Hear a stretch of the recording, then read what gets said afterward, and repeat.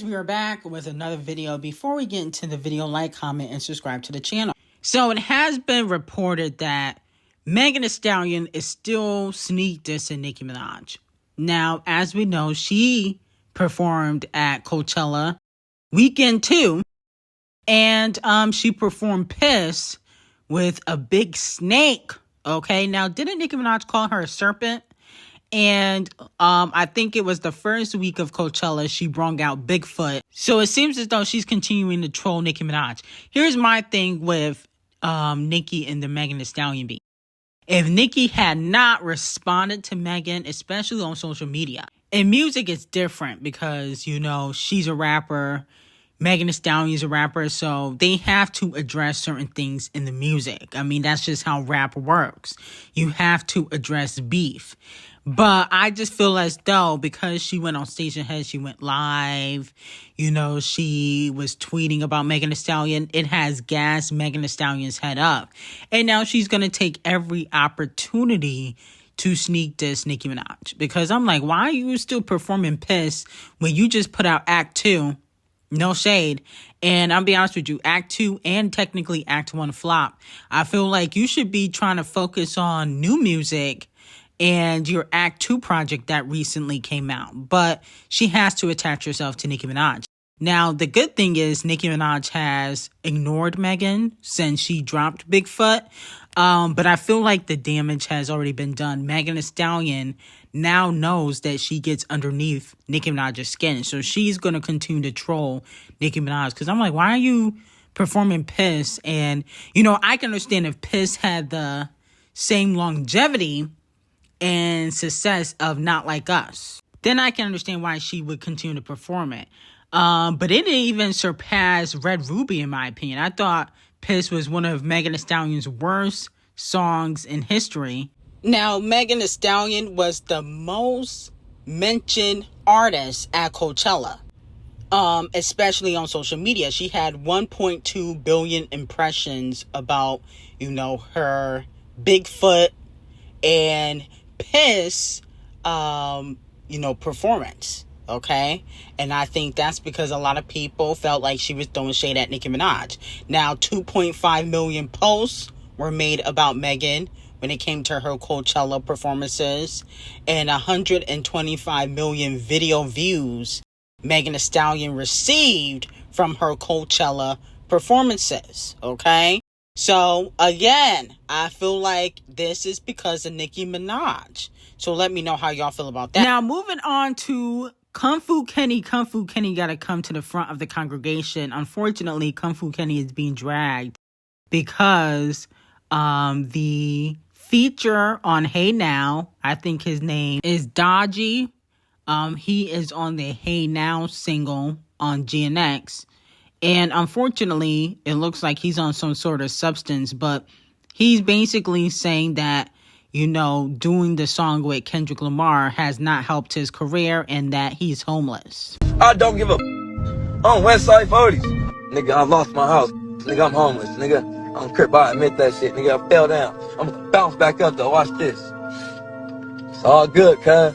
And these rap motherfuckers, I can't wait till these rap motherfuckers start saying shit in their songs. I'm like, damn, homies, I'm gonna beat their ass on the beat, and I'm gonna kill them in real life. Yo, song, nigga, that song with Kendrick ain't changed shit, nigga. The fuck is that changed, nigga? I'm still from 40s, nigga. I'm still over here, nigga. You act like a nigga got $1 million for that shit, nigga. The nigga, all that shit, nigga got some clout, nigga. And fuck clout, nigga. Now, Dodgy, you're receiving your lashings of the day, okay? You gotta receive them. I'm sorry. Now, here's the thing. You know, a feature is not going to give you $1 million. Stop. You're not even a mainstream artist.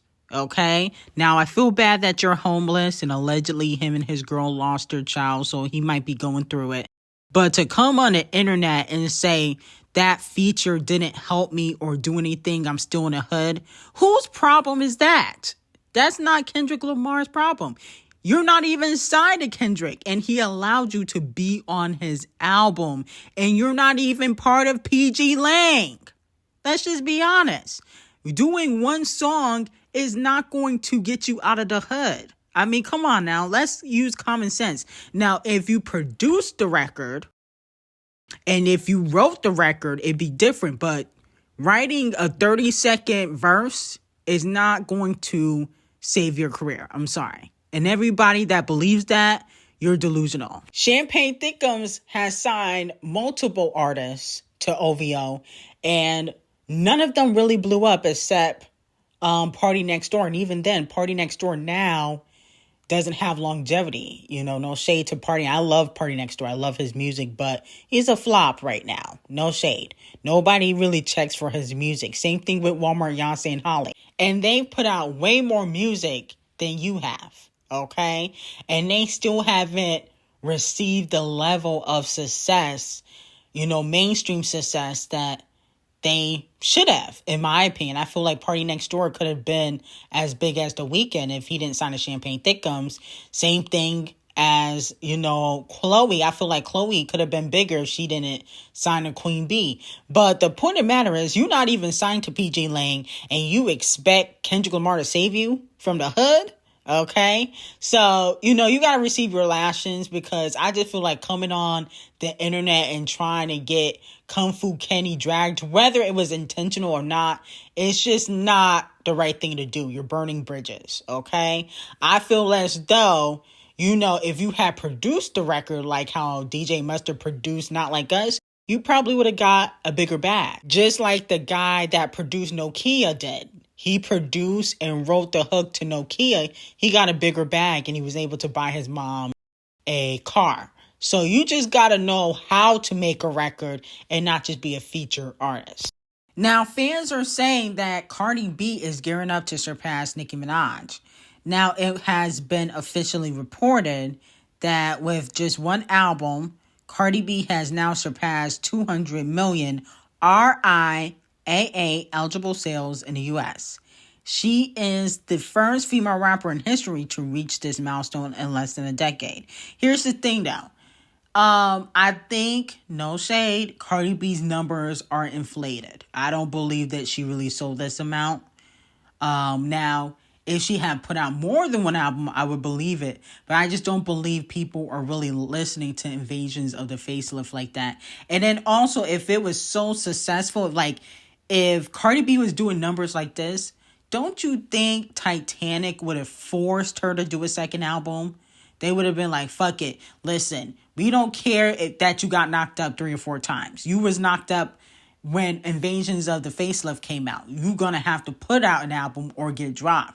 I feel like they would have forced her to put out music, a full body of work, if that was the case, okay? Like, think about it. What label allows such a successful artist to go 8, 9 years without putting out an album? And the person's a new artist. Like, when Cardi B dropped Invasions of the PAY0ŁÄ, she had only been in the game for like a year, okay? It's not like she put out 9 albums prior to Invasions of the Facelift like, you know, Rihanna did. She didn't do that, okay? She put out 1 album. The album did well, even though I think it received PAY0ŁÄ. And I think that's probably another reason why Titanic Records hasn't really put out a second album for Cardi B, because they would have to add the PAY0ŁÄ to the mix. PAY0ŁÄ is not cheap. It costs money. And then also, she never did an arena tour. She never headlined an arena tour. You know, Megan Thee Stallion has, Nicki has, Doja Cat has, you know, even Ice Spice and Scratch Off. They haven't done full arena tours, but they've done theaters. She hasn't done a full tour, but yet she's so successful. She sold 200 million. Like, come on now. Let's not be delusional, okay? These numbers are clearly inflated, just like Cardi B's Botch BBL and Squidward Thighs. Now, fans are saying that Tyla is going through a little bit of a hate train. Fans are tired of Tyla copying the greats. A fan said, you can tell Tyla never been slapped before. Oh my goodness, not y'all trying to slap Tyla. Then a fan responded, said never. She just don't give an F. They said her mouth is slick. It is, you know, but I think Tyla, it might be a culture difference. I think Tyla is used to getting what she wants because she does benefit from pretty privilege. Let's just be honest. The prettier you are, the less nice you have to be, i.e. Rihanna. No shade, I like Riri, but Rihanna used to be very slick with the mouth. Nobody has ever really checked Rihanna like that because she's so attractive and pretty. And I think, a lot of people in the industry get away with certain things because of their looks. Another fan said, IDK, Tyla is just very unlikable. How hard is it to say, oh, I can see where y'all got that. It wasn't intentional, but Britney has inspired so many women. I'm honored to be following in her footsteps of the many talented women before me. Okay? So, people are upset about her obviously saying that she hasn't been copying Britney the Icon, and they feel like she's getting a little bit big-headed. I do feel like Tyla is big-headed, but I think, like I said, it goes back to pretty privilege. And she's South African, so there is a cultural difference. But like I said before, the prettier you are, or the more attractive you are, the more you can get away with. And I can even include male celebrities that y'all allow to get away with a lot because they look good. But I'm not going to do that. I'm not going to do that today. But i.e. Riri. And I love Riri. I love when Rihanna was spicy and she was throwing shade at TLC and Tiana Taylor and Sierra and all these other celebrities and Kendall Jenner. But the reason why she was able to get away with that was because, let's be very clear, is because she is pretty. Okay? And people feel like she's down to earth. Now, when Monique went after, Oprah and Tyler Perry, she was called bitter, a B word, blackballed. So let's just be honest. You can get away with more when you look good. Now, moving on to Kung Fu Kenny, the fashion icon. Okay, yes, I said it. Kendrick Lamar has signed with Chanel as a brand ambassador. Give it up for the king. He is set to debut his new eyewear campaign. He got his own eyeglasses line with Chanel. That's how you know he a fashion icon. How comes they didn't give Champagne Thickums? And this is no shade. I just want to know why Champagne Thickums didn't get a deal with Chanel. Didn't he do a song called Crying in Chanel or something like that? I think he got a song called Crying in Chanel. They didn't give him a deal? That's just disrespectful. And it's really no shade, but I just feel like, he name dropped them. Kendrick Lamar don't really name drop a lot of designer brands in his music, but Champagne Thickums does all the time. He never get no deals with no high profile luxury brands. Usually never. Okay. So with that being said, we got to give it up for Kung Fu Kenny, the fashion icon, because clearly they think he's a fashion icon. They would have never given him a deal if they didn't. Okay. And, he has worked with Louis Vuitton. He's worked with Chanel in the past. He's went to different fashion shows. So he's very respected in the fashion industry. And this is just what it is. It's really not shade towards Champagne Thickums, because I don't think Champagne Thickums is a bad dresser. I just think that people don't consider him a fashion icon, but he's not a bad dresser. Now, moving on from that, according to insiders, Shakira and Riri are in talks to perform at the 2026 FIFA World Cup final. The World Cup in 2026 is introducing a halftime show. Like the Super Bowl, it will be produced by global citizens. I think Shakira probably would do it. I don't think Riri will do another Super Bowl halftime show-esque performance. She already did the Super Bowl already, and no shade. It was decent for her being pregnant. I wasn't too impressed. Never go back and rewatch it. But, she was pregnant, so we got to give her grace. But I think Shakira would kill it. Shakira can dance. She can sing. She can move that body. And she has a lot of global hits. And she's still active. She's actively putting out music. I think she's doing a tour right now. Okay? I think nobody's really talking about it. But I think she is doing a tour. So I'm here for the Shakira doing the World Cup. That's what we need. We need like these big pop stars to perform at the World Cup. And I think that Queen B should do the 2029 or 2030 World Cup.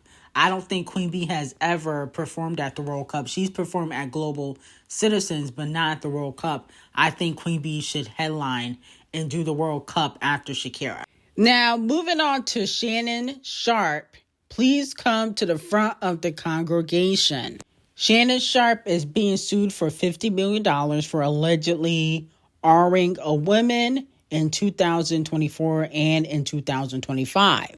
The woman suing Shannon Sharpe claims that she met him at a Los Angeles gym and that he allegedly R-ed her in October 2024 and again in 2025 in January. In the statement released by Shannon Sharpe's attorney, he called the lawsuit a cynical attempt to shake down Mr. Sharpe for millions of dollars. It is filled with lies, distortions, and misrepresentations, and it will not succeed. The woman says Sharpe became violent over the course of the relationship, threatened to kill her during one incident, and recorded their sexual encounters without her consent, okay? Now, there were some text messages that did get exposed, and it got a little bit kinky, okay? So we're not going to read all of them, but basically the woman was asking Shannon Sharpe for a big black baby. A lot of people feel like, that was a little bit racist. We don't know the race of this young lady, okay, if she's even young. But the point of the matter is saying that you want a black man to give you a big, fat black baby. She was also talking about putting her tongue in his badussie. She was saying all types of kinky stuff. So fans are calling her out. I don't feel like these text messages really help his case, but it doesn't help hers either, okay? So let me know how y'all feel about it. I got some very hot tea on Patreon. Link will be in description. And I hope you guys have an amazing day.